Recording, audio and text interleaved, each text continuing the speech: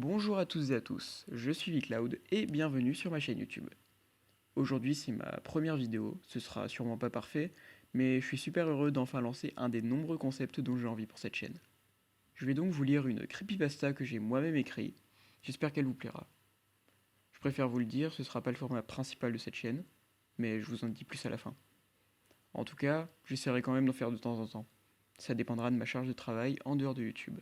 Bref, assez parlé et bon visionnage. Bon sang, qu'il faisait chaud cet après-midi. Je me baladais à travers les étalages de la brocante à la recherche de jeux vidéo ou consoles rétro. Étant passionné par ça depuis tout petit, je serais plus qu'heureux de trouver une nouvelle pièce à ma collection. Mais il y avait vraiment rien d'intéressant. J'aurais dû venir ce matin.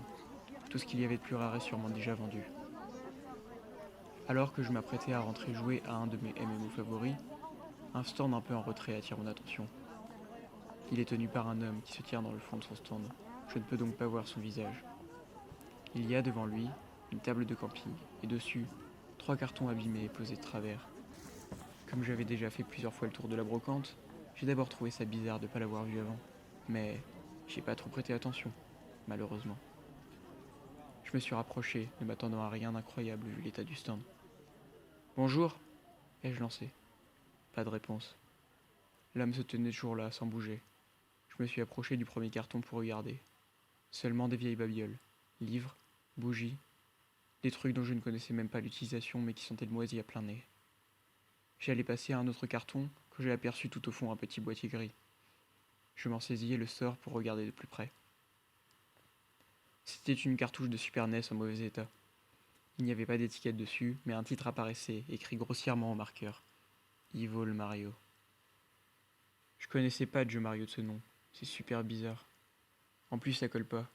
L'univers coloré du plombier rouge ne va pas du tout avec le mot mauvais. Certes, il y avait déjà eu des éléments un peu sombres dans d'autres jeux, avec la théorie qui dirait que Mario est communiste, ou la scène de crime retrouvée dans Paper Mario sur GameCube par exemple. Mais je sais pas. C'était que des easter eggs ou des théories, pas leur nom. Prends-le. Je relève brusquement la tête, sursautant presque. Vu son état, je ne peux pas te le faire payer. Sa voix sonnait tellement rauque que j'avais du mal à comprendre ce qu'il me disait. C'était presque comme un coassement. Vous êtes sûr ai-je repris, l'air méfiant. Tu ne pourrais que me rendre service après ce qu'il m'a fait. De quoi parlait-il? J'allais lui poser la question, mais me ravisa. Il fit quelques pas vers moi et je pus enfin voir son visage. Il semblait vieux, fatigué, malade et avait une grande cicatrice en travers de la gorge. Sûrement dû à un cancer ou une opération. Bon, merci. Au revoir, ai-je lâché. Je tourna les talons pour rentrer chez moi. 19h. Je mets la fameuse cartouche dans ma console et pousse le bouton. Je retourne m'asseoir en face de ma télé cathodique, parfaite pour les consoles rétro. L'écran s'allume et j'entends tout à coup un bruit de grattement. Je croyais tout d'abord que cela venait de ma console, mais en tendant l'oreille, le son provenait de l'écran de la télé, comme si quelque chose cherchait à en sortir. De plus, je m'attendais à voir apparaître le mythique logo Nintendo à l'écran, mais à la place, il y eut un flash blanc tellement fort que j'ai dû fermer les yeux quelques instants. Je me frotte les yeux, pas trop sûr de ce qui vient d'arriver, et regarde autour de moi. Le grattement s'est arrêté et tout semble en ordre, à part le fait que je ne m'étais pas rendu compte que la nuit était tombée si vite. Normalement, en été, il fait jour beaucoup plus tard. Je prends la manette sans me poser de questions et regarde l'écran titre. Il ressemble à s'y méprendre à celui de Super Mario World, sauf qu'à la place il y a écrit Evil Mario. Et le ciel, de base bleu azur, a laissé place à un gris presque noir qui tranche avec le titre au premier plan. Je sélectionne One Player et commence à jouer. J'ai cru halluciner quand j'ai vu le numéro du niveau. 666-1. Je comprends plus rien. À mon avis, ce jeu n'est qu'un fangame pourri. Pourquoi je frissonne comme ça? Je vais pas me laisser intimider, je dois aller jusqu'au bout du niveau. Tout est normal. Les ennemis sont comme dans le jeu, aucun screamer ou quoi que ce soit de glauque. Le seul élément qui diffère de Super Mario World, c'est qu'il n'y a aucune musique. On n'entend que des éclairs qui apparaissent de temps en temps dans le ciel, de manière pixelisée avec un son hyper saturé. J'arrive à la fin du stage et écarquille les yeux lorsque je vois Peach, la princesse que Mario cherche toujours à sauver pour n'obtenir qu'un petit bisou sur le nez à la fin. À la fin. Mais on est au début du jeu là, qu'est-ce qui se passe encore? Je pousse le joystick pour faire avancer Mario vers elle et l'écran se fige. Il se passe plus rien.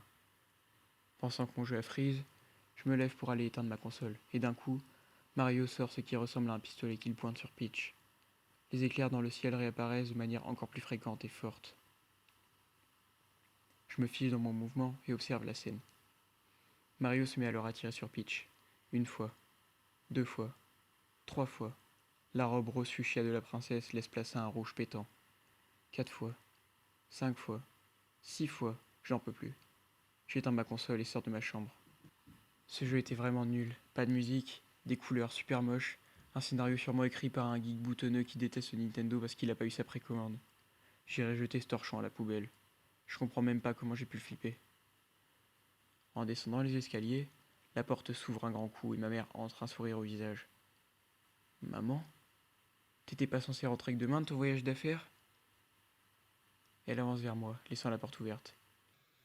Je suis contente de te voir, Jim. Ok, moi aussi. Un blanc s'installe. Est-ce que tout va bien, maman? Pas de réponse. Elle continue de me fixer avec un sourire macabre. Alors, mon chéri, est-ce que tu as aimé Yves le Mario? Comment est-ce qu'elle pouvait être au courant? Y a aucun moyen qu'elle ait appris ça. Je plie ses yeux. Comment tu... Je n'ai jamais terminé ma phrase.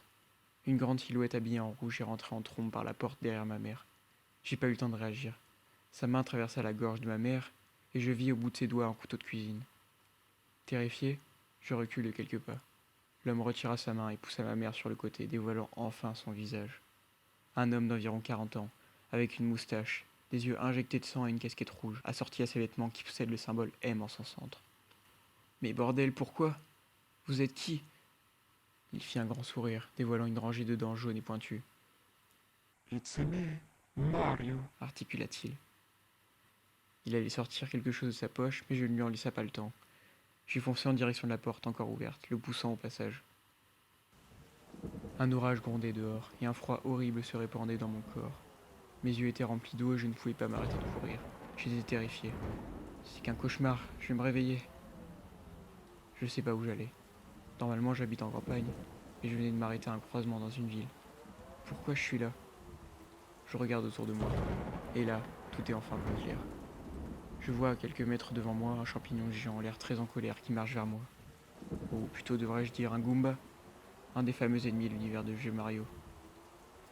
Encore plus loin, je perçois un Koopa, une tortue jaune géante aussi tirée du jeu. Je suis donc dans le jeu. Pourtant les ennemis sont pas si grands normalement, et c'est pas un jeu d'horreur non plus. Je me retourne et vois Mario qui court dans ma direction, un air fou dans les yeux. Mon cœur rate une marche et je me remets à courir en direction d'une cachette. Mes jambes sont lourdes, je le sens qui me rattrape. Je tourne à droite, une impasse. Je m'approche du mur pour voir si je ne peux pas l'escalader. Impossible, il est beaucoup trop haut. Je me retourne, l'orage s'arrête. Je le vois devant moi, marchant dans ma direction, un pistolet à la main. Il s'arrête à quelques mètres devant moi et il me regarde avec ce même sourire horrifique. J'avais envie de crier, de hurler, mais rien ne sort. L'orage s'intensifie de nouveau, m'explosant les tympans. Il pointe l'arme sur moi et tire. Une fois, deux fois, trois fois. Je tombe au sol, la jambe et le ventre touchés. 4 fois, 5 fois. J'allais perdre connaissance, le corps en feu. Je l'entendis clamer une dernière fois. Here we go. 6 fois. Merci à tous d'avoir écouté jusqu'à la fin. J'espère que mon histoire vous aura plu. Partez pas encore, il me reste une chose à vous dire. Mon objectif sur YouTube est de pouvoir réaliser des let's play de bonne qualité, parce que c'est ma passion, comme vous avez peut-être pu le comprendre à travers cette histoire. Et pour cela, je vais avoir besoin de vous. Alors n'hésitez pas à laisser un like si la vidéo vous a procuré quelques frissons, et un commentaire pour connaître vos avis sur cette vidéo. Sur ce, à bientôt pour de nouvelles aventures. Ciao!